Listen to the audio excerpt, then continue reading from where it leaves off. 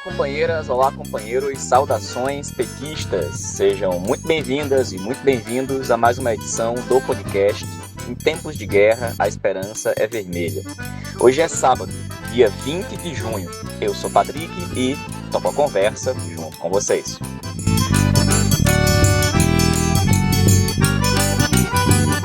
No episódio de hoje, escutamos o companheiro Walter Pomar, que fala sobre a conjuntura internacional e nacional, com destaques para a reunião do G7, para o acordo entre Estados Unidos e a República Islâmica do Irã, e também, em âmbito nacional, sobre a ação da Polícia Federal no âmbito de investigações sobre o Banco Master, que estão relacionadas com o senador Jacques Wagner. Escutamos também a companheira Fátima Lima, que trata do pedido de comissão de ética para o prefeito de Maricá e ex-deputado Washington Quaquá. E ouvimos ainda a companheira Clarice de Ávila, que trata do tema da banca de heteroidentificação do PT. E pessoal, a gente começa a edição de hoje aqui do podcast escutando o companheiro Walter Pomar sobre a conjuntura internacional e também dos mais recentes fatos da conjuntura aqui no Brasil. É o companheiro Walter Pomar que a gente escuta a partir de agora. Olá, Patrick. Olá, ouvintes do podcast, comandado pelo Patrick Campos Araújo. Pois é, Patrick, esta semana está cheia de acontecimentos. Eu vou comentar alguns deles, esclarecendo que eu gravo este áudio na sexta-feira, 19 de junho, por volta das 10 da manhã. Portanto, o que vier a acontecer a partir de agora não será objeto de meus comentários. O primeiro ponto que eu quero tratar é o balanço da reunião do G7. Certas redes antissociais fizeram um grande frufru sobre uma declaração do presidente Lula, na verdade um vazamento de uma conversa que ele teve durante as preliminares do G7, em que ele faz um comentário sobre nunca ter sido esquerdista. Quem tiver interesse nesse assunto, por favor, leia um texto que eu escrevi e que está disponível no blog Vintage, Walter Pomar, Blogspot. Mas não é disso que eu quero falar.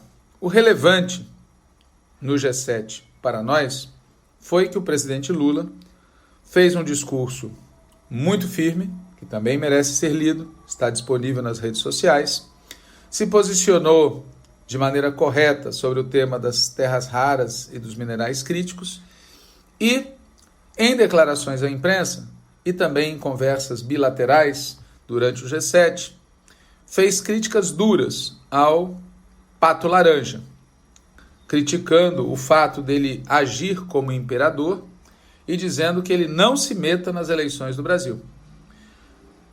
Portanto, o balanço da atuação do presidente Lula no G7 é ponto a nosso favor. Agora, o G7 em si é um horror. Se trata de um clube de países ricos e decadentes que buscam manter o seu poder e a sua influência. Uma das decisões que eles adotaram, por exemplo, foi de aumentar a pressão sobre a Rússia, ou seja, querem que a guerra continue. E durante o G7, Trump deu várias declarações péssimas, como é habitual, inclusive atacando a decisão da justiça brasileira, condenando um dos cavernícolas filhos. Trump dá sinais crescentes de que o tico dele não está encontrando o teco dele. As declarações não fazem o menor sentido e ele não sabe direito do que ele está falando. A verdade é essa. Embora o fundo da questão seja óbvio. Eles estão interferindo na eleição brasileira e querem nos derrotar. Ponto 1, G7 é isso. Ponto 2, acordo Estados Unidos-Irã. O presidente Trump assinou na quarta-feira, portanto no dia 17, o acordo. O acordo está publicado em inglês e em farsi, por exigência do Irã, que quer evitar aquelas manipulações e interpretações maliciosas que são muito comuns em acordos desse tipo. Leiam. Não há dúvida alguma. O acordo implica numa derrota para os Estados Unidos e para Israel. Por isso mesmo, há uma grande polêmica nos Estados Unidos e o próprio presidente Trump já vem dando declarações dizendo que ele não vai cumprir o acordo. Por exemplo, não vai pôr dinheiro no fundo que o acordo prevê para a reconstrução do Irã. Reconstrução necessária devido aos ataques praticados pelos Estados Unidos e por Israel. Quanto a Israel, também seu governo deu várias declarações e vem praticando atos no sentido de não cumprir o acordo. Por exemplo, mantendo os ataques contra o Líbano. Aliás, o governo do Benjamin Netanyahu, o famoso Bibi, segue praticando crimes, tanto em Gaza quanto na Cisjordânia. Esses crimes só vão terminar quando seu governo e o Estado de Israel forem derrotados plenamente. Ponto 2, era isso que eu queria dizer. Ponto 3, Copom. O Copom decidiu baixar a taxa de juros de 14,5% para 14,25%. Uma imensa queda de 0,25%, que obviamente gerou ruídos negativos no mercado financeiro e aplausos de pessoas ingênuas. Digo ingênuas porque, mesmo com essa redução, a taxa real de juros no Brasil continua a ser a mais alta do mundo. Brasil, zil, zil, zil, zil, zil. A taxa real é de 9,67 no Brasil, de 9,31 na Rússia, que está em segundo lugar, de 5,57 na Turquia, que está em terceiro lugar, e segue a valsa. Ou seja, o Banco Central segue sendo um instrumento utilizado pelo capital financeiro para roubar o povo brasileiro. Tudo isso disfarçado sob uma aparência técnica e com o discurso de uma política econômica responsável. E eles não estão contentes com isso. Tramita de maneira muito avançada no Congresso Nacional uma PEC que amplia a independência do Banco Central, transformando o Banco Central, na prática, num poder não eleito que causará danos imensos, maiores do que os que já está causando. Essa PEC, no fundo, é uma operação de hedge. Eles sabem que a chance deles perderem a eleição presidencial deste ano no Brasil é imensa e eles já estão se precavendo. Da nossa parte, é preciso ter uma postura muito firme. Essa PEC não pode passar e, se ela passar, ela tem que ser derrotada. Não é aceitável que se adote, mais uma vez, uma postura de conciliação com o fato consumado. Não pode haver. Sobre isso é o que eu teria a dizer acerca do ponto 3. Ponto 4.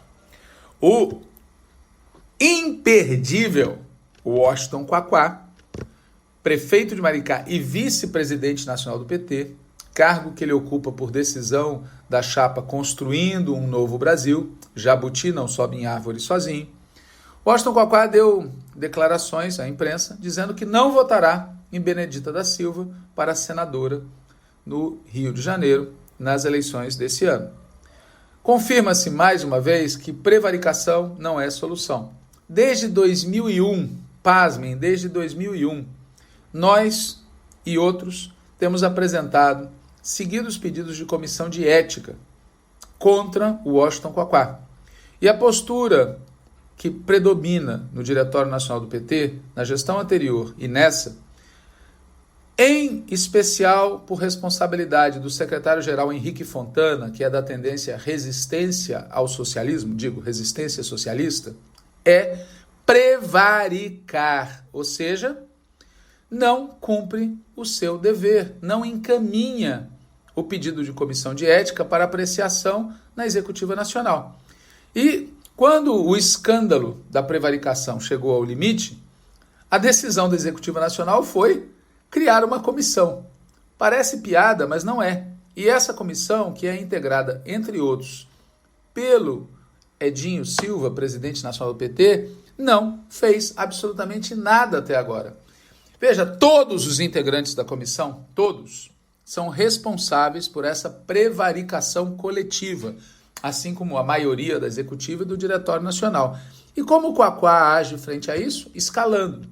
Quaquá precisa ser submetido à comissão de ética e, na nossa opinião, precisa ser afastado do Partido dos Trabalhadores e das Trabalhadoras, porque a conduta dele, já de há muito tempo, não é a de um petista, é outra coisa. Sobre isso, é o que eu teria a dizer acerca do ponto 4. E agora, por último, mas não menos importante, o ponto 5, Jacques Wagner.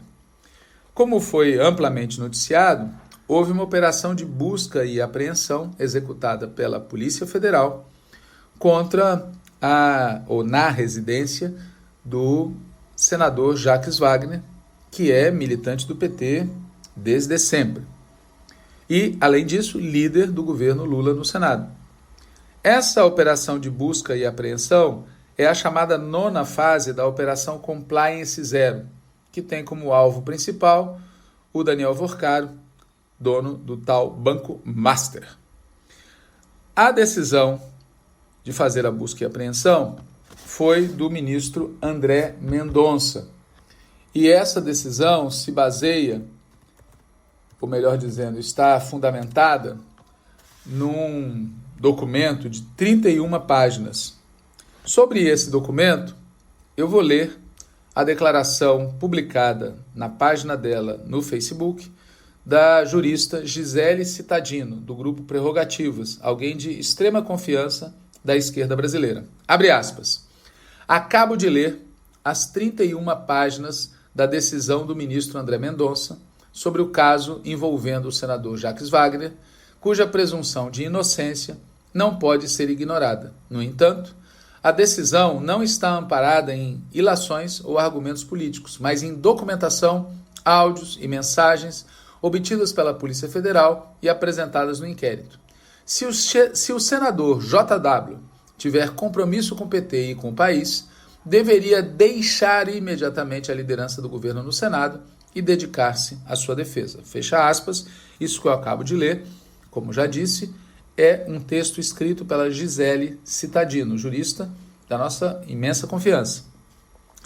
Eu não sou a Gisele, eu não sou jurista, mas eu também acabei de ler as 31 páginas da decisão do ministro André Mendonça e concordo inteiramente com a Gisele Cittadino. O senador Jacques Wagner deve deixar imediatamente a liderança do governo no Senado e dedicar-se à sua defesa. E se ele não quiser fazer isso de motu próprio, na minha opinião, o presidente Lula deve substituí-lo imediatamente. Por quê? Por causa da fotografia de $55 mil e 33 mil euros encontrados no cofre? Não, não é por isso. Até porque, sobre isso, o senador deu uma resposta inacreditável, mas aparentemente comprovável. Porque entre 2019 e 2026, o senador Jacques Wagner fez 27 viagens ao exterior e recebeu R$338 mil para custear suas despesas nessas viagens. Recebeu de quem? Do Senado Federal. E isso equivale a mais ou menos $66 mil. Ou seja, aparentemente, esse dinheiro é exatamente aquilo que o senador Jacques Wagner diz que é. Embora caiba perguntar se ele não gastou o dinheiro, evidentemente, como é que ele se virou nas viagens. Ou cabe perguntar também se essas diárias não estão gordas demais, certo? Mas isso não tem nada a ver com as investigações. O importante mesmo é o que aparece na peça do ministro André Mendonça, que separa fatos que ele julga laterais e de menor importância e os fatos que ele julga mais graves. Entre os fatos menores e que ele trata como laterais, estão voos que o senador Jacques Wagner teria feito em avião de propriedade de um tal de Augusto Lima, sobre quem eu falarei a seguir, e também bilhetes, entradas para assistir um show no exterior. O André Mendonça trata isso como uma questão menor. A rigor, do ponto de vista ético, é algo questionável. Mas do ponto de vista jurídico, segundo o André Mendonça, relevante mesmo, seria, por exemplo, o fato de uma empresa da família do Jacques Wagner ter recebido 3,5 milhões. Ou o fato do tal Augusto Lima ter adquirido um apartamento no valor de R$2.450.000, dirigido, destinado, melhor dizendo, à filha do senador Jacques Wagner. Lembrando que tudo isso são temas que estão sendo investigados. Portanto, o senador Jacques Wagner poderá explicar de maneira adequada todos eles, como fez de alguma maneira no caso dos dólares e dos euros que foram encontrados em seu cofre. Porém, qualquer que seja a explicação do ponto de vista legal, é óbvio que nós estamos diante de um caso clássico na política brasileira, que é a promiscuidade entre figuras da elite econômica e figuras da elite política brasileira. O Daniel Vorcaro, o Banco Master, é apenas um de milhares, dezenas de milhares de empresários que compram proteção, mantendo uma relação de amizade, favorecimento com figuras do governo, do parlamento, do sistema judiciário. Essa promiscuidade, ela é escandalosa e ela é um dos instrumentos utilizados para proteger os grandes e escandalosos lucros que a elite brasileira obtém. E aqui cabe perguntar qual é a relação disso com o Banco Master. A coisa começa, aparentemente, em 2017, quando o Wagner era secretário do Desenvolvimento Econômico da Bahia. E naquele momento, o governo da Bahia, dirigido pelo PT, ele decidiu privatizar uma rede de supermercados pertencente à empresa baiana de alimentos. Essa rede de supermercados chamava-se Cesta do Povo. Houve várias tentativas frustradas de privatizar, até que apareceu o tal Augusto Lima, que com o apoio de um fundo adquiriu por 15 milhões a Cesta do Povo. E fez isso quando o governo da Bahia ofereceu como, digamos assim, atrativo suplementar um cartão consignado chamado Cred Cesta. E deu uma série de exclusividades para o adquirente da Cesta do Povo. O Augusto Lima entregou a gestão desse cartão para o Banco Master. Eis aí o fio da meada, que leva do Augusto Lima ao Jacques Wagner de um lado e do Augusto Lima ao Vorcaro de outro lado. E é essa questão que, segundo a Polícia Federal e segundo o documento do André Mendonça, tem que ser investigada. O efeito político disso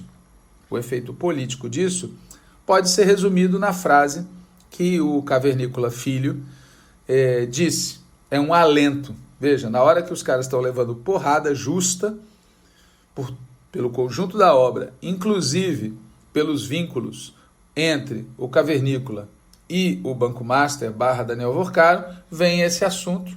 É óbvio que ele vai dizer que é um alento. Notem que vários políticos brasileiros, entre eles o Alcolumbre e o Hugo Motta, também estão listados entre aqueles que tiveram relação promíscua com este cidadão, entre outros, né? Muito bem. A reação dentro do PT foi de tudo um pouco, né? Na massa dos militantes, certamente predominou, pelo que a gente tem visto nas declarações, nas postagens, uma preocupação muito grande de que isso atrapalhe a campanha presidencial e, portanto, há um clamor no sentido de que, primeiro, Jacques Wagner se explique e, segundo lugar, que ele saia da liderança do PT no Senado, para não contaminar a campanha e o governo. Porém, na cúpula do partido há posições diferentes. O presidente Edinho, por exemplo, deu uma declaração dizendo: temos confiança que o Jacques Wagner esclarecerá todos os fatos, comprovando sua inocência. Veja, presunção de inocência é um princípio. E a confiança que o Edinho tem, ele certamente tem seus motivos. Mas a questão política é por que mesmo que o Jacques Wagner deveria continuar na liderança do Senado. Sobre isso, a nossa opinião é de que ele deve sair não exatamente por conta deste episódio, mas pelo conjunto da obra. Precisamos lembrar da posição dele na votação da dosimetria, da postura dele na votação da indicação do presidente Lula do Messias para ministro do Supremo Tribunal Federal. Há várias posturas dele como líder, inclusive no tema da ação genocida de Israel contra a Palestina, que mostram que ele não deve estar aonde ele está. Esse episódio, na nossa opinião, é uma espécie de gota d'água. Ele deve sair da liderança. É o melhor para ele e é o melhor para o PT. Evidentemente, isso é um tema controverso. Há setores do PT que não veem nenhum problema em que ele continue na liderança ou acham que ele sair da liderança causaria mais problemas do que ele ficando. Essa não é a nossa opinião. Jacques Wagner deve sair da liderança do PT no Senado. E para dizer que não falei de flores, nesse dia 21 de junho, domingo, acontece o segundo turno das eleições na Colômbia. De um lado, a extrema-direita, apoiada pelos Estados Unidos. De outro lado, as forças do bem, da esquerda, dos setores democrático, populares e socialistas. Iván Cepeda, presidente da Colômbia. Vamos fazer força para que, no domingo, a vitória seja nossa. Valeu, Walter. Obrigado, companheiro. E, pessoal, o Walter mencionou e a gente convidou aqui para o nosso podcast a companheira Fátima Lima, que é militante do PT no Rio de Janeiro, para falar do pedido, mais um pedido de comissão de ética formulado para o Quaquá pelos companheiros do PT no Rio de Janeiro, agora em razão dos seus mais recentes movimentos e declarações em relação à eleição para o Senado no Rio de Janeiro em 2026. Bom, é a companheira Fátima que a gente escuta a partir de agora. Olá, Patrick. Olá, companheiras e companheiros que nos acompanham no podcast Em Tempos de Guerra, Esperança Vermelha. Aqui é Fátima Lima, eu sou dirigente estadual da Articulação de Esquerda no Rio de Janeiro e venho aqui para explicar as razões pelas quais, mais uma vez, é preciso dizer, a direção estadual da Articulação de Esquerda pede instalação de ética contra o vice-presidente nacional do PT e prefeito de Maricá, Washington Quaquá.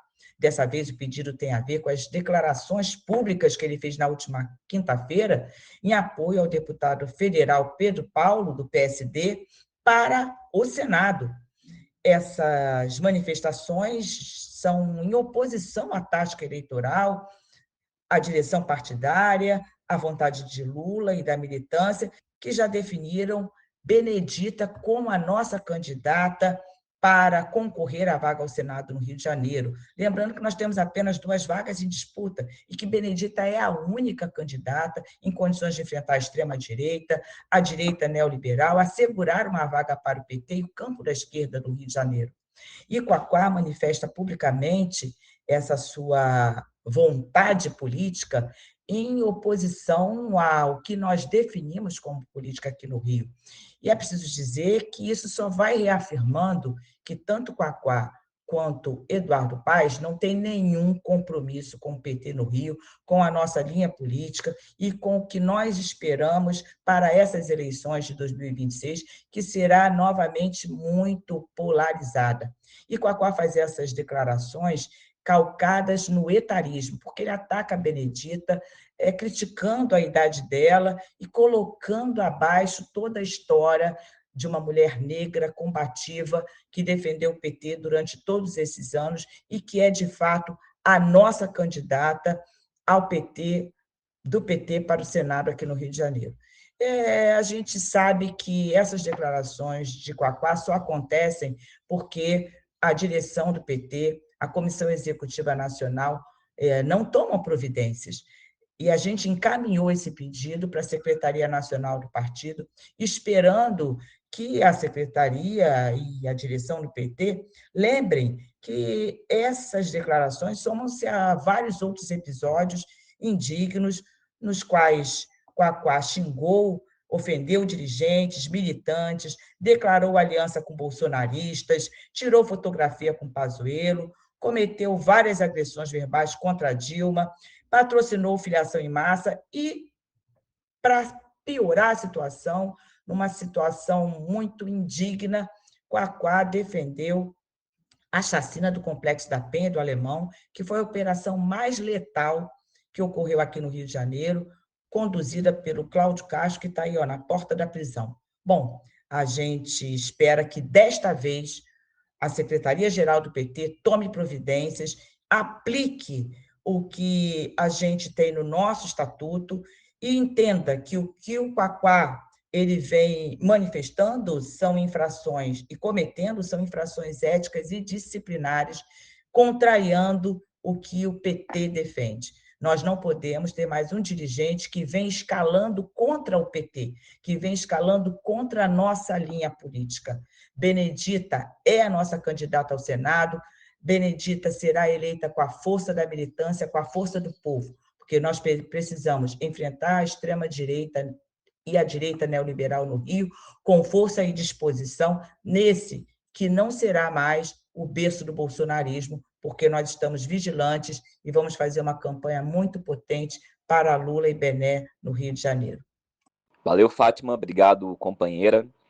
E, gente, ainda no tema eleições, a gente vai escutar agora um informe da companheira Clarice de Ávila. A Clarice é integrante do Coletivo Nacional de Combate ao Racismo do PT. Falou aqui no podcast, após o 8º Congresso, acerca da aprovação da banca de heteroidentificação, que já começa a valer na eleição de 2026. Hoje, dia 20 de junho, é o prazo final para que quem vai ser candidato, candidata, e é pessoa negra, preta ou parda, para se autodeclarar junto ao partido para fins de participação na eleição. Bom, para dar detalhes e tirar outras dúvidas, a gente escuta agora a companheira Clarice. Olá, Patrick, olá, ouvintes do podcast Em Tempos de Guerra, a Esperança é Vermelha. O tema de hoje, que eu trago com muita alegria para todos os ouvintes, é a banca de heteroidentificação. Aprovada no último congresso do PT, aprovada na direção do nosso partido e já funcionando em prática agora nas eleições de 2026. Então, ouvintes e Patrick, a heteroidentificação ela passa a ser uma etapa obrigatória para todos os candidatos que se identificam, se autodeclaram negros e negras, ou pardos e pardas. E qual é o objetivo? É garantir a correta aplicação das políticas de igualdade racial no nosso partido. Por muito tempo, nós convivemos com fraudes no processo eleitoral. Muitas pessoas que não têm a pele preta, que não têm os fenótipos de pessoas pretas e pardas, conseguiram ter acesso à verba. E muitos pretos e pretas continuaram à margem nesse processo. Então, essa é a vitória histórica. O Partido dos Trabalhadores sai à frente desse processo, abrindo portas e caminhos para todos os outros partidos progressistas fazerem o mesmo nas próximas eleições de 2028. Então, o prazo está terminando. Eu acredito que esse podcast ainda está sendo preparado para que as pessoas conheçam esse processo e se inscrevam, quem ainda não se inscreveu, até o dia 20. É importante dizer que muitas pessoas, até esse momento que nós estamos gravando esse podcast, dia 18 de junho, ainda não se inscreveram. Podemos dizer que temos uma parcela significativa de candidatos que se autodeclaram pretos e pardos que ainda não se inscreveram. O prazo é até dia 20, eu acredito que esse podcast vai ao ar antes do dia 20 e que nós vamos conseguir que todas as pessoas se inscrevam até 0 horas do dia 20 de junho.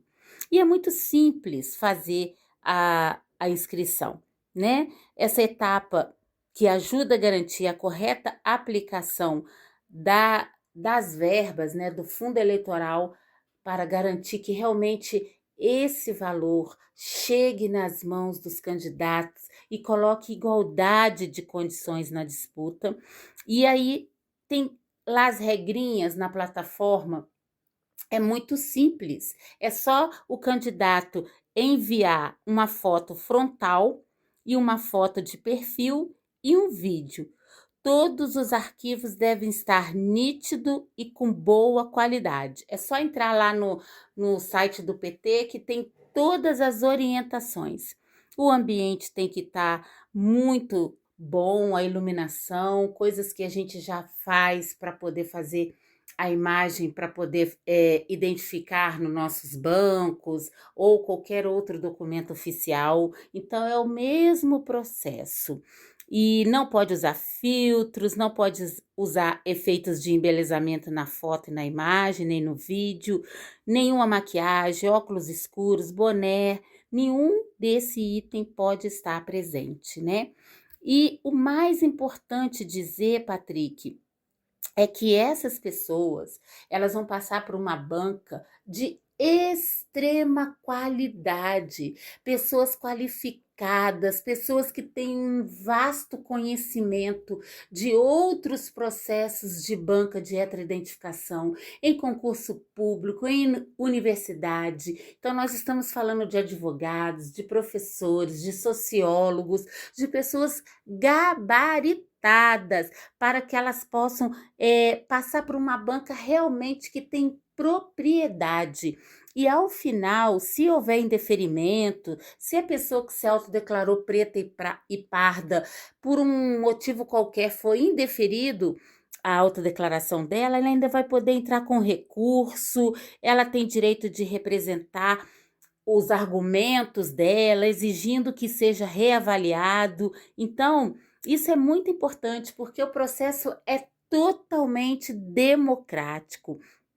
Então, nós queremos que as pessoas fortaleçam essa representação negra, Patrick, enviando todos os documentos, enviando a sua foto, para que possa se inscrever na banca de heteroidentificação, para que a gente possa ter mais igualdade de condições, para que mais pessoas negras possam ocupar os espaços de poder.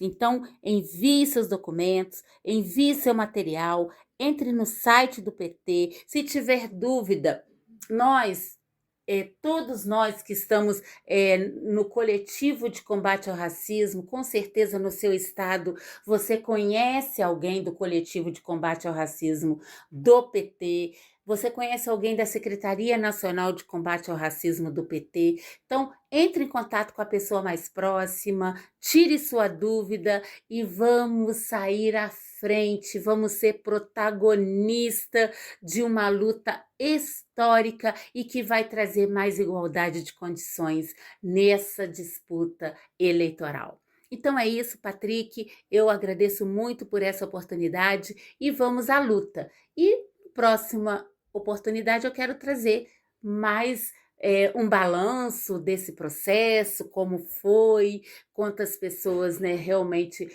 conseguiram passar pela banca, se houve indeferimento. Então eu me coloco à disposição, Patrick, para trazer maiores detalhes e os próximos passos desse processo.